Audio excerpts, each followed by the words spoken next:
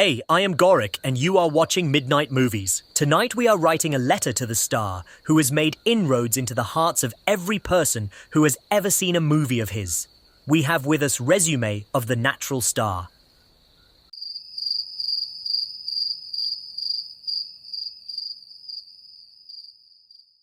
Hey, Nani. So here we have your CV, and it says that you are a master of emotions.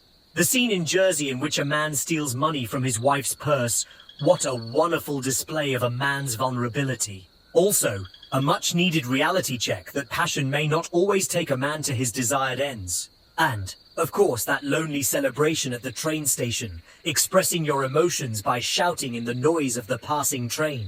If emotions need to rain, you are their favorite cloud. Most relatable guy ever. Eega was so much years back. Frankly speaking, the memories of Eega contain Kichja Sudeep, The Fly and Samantha. But who was the actor who played Samantha's love interest before reincarnating as The Fly? I have no shame in admitting I forgot that face, as I belonged to that part of the country where your movies had not reached by then. Well, in my defense, it was just a common face. And maybe that common face card made you so relatable, or was it your choice of movies? Prudent script selector.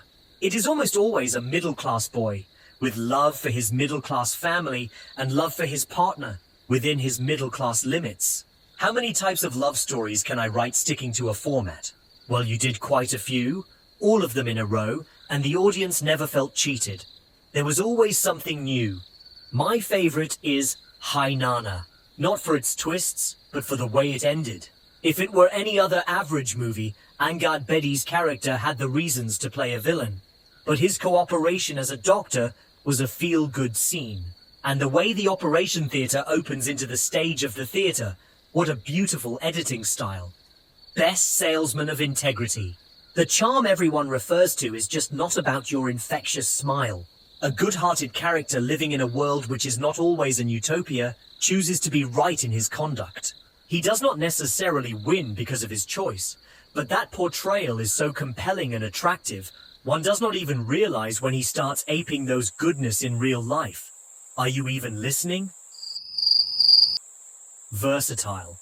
Periodic character in Shyam Singhaa Roy and the rustic character in Dasara are proofs that you can be liked in roles beyond your middle-class man pattern. It's not your handicap. It is the conscious choice of a particular favorite color from the obvious availability of a beautiful wider spectrum. Beautiful aggressor. The image is such. If Nani is beating the shit out of an individual, it must be necessary. Saripodaa Sanivaram was a beautiful concept on anger channeling.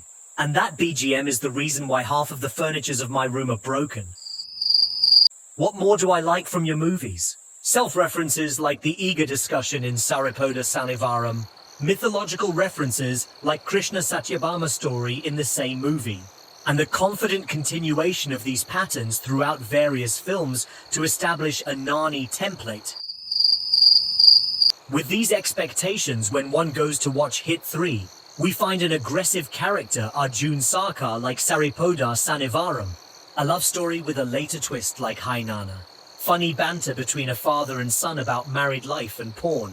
Talk about relatability. We see a frame in which Pet Vulture poses behind Nani as if hinting about his upcoming project Paradise. It looked as Nani's second best content after Saripodaa Sanivaram to penetrate the Hindi circuit. But the obvious villain of erratic theatrical distribution in the north. Nani is a necessary pan-Indian star. He does not go wrong with his scripts. Let there be no jinx, but it is impossible to be disappointed after dedicating 3 hours of your life to watching any of his movies. But with this OTT obsession and North Belt sterilization, it is improbable for him to ever make it there. Career beginning నుంచి వింటున్నాను ఈ మాట.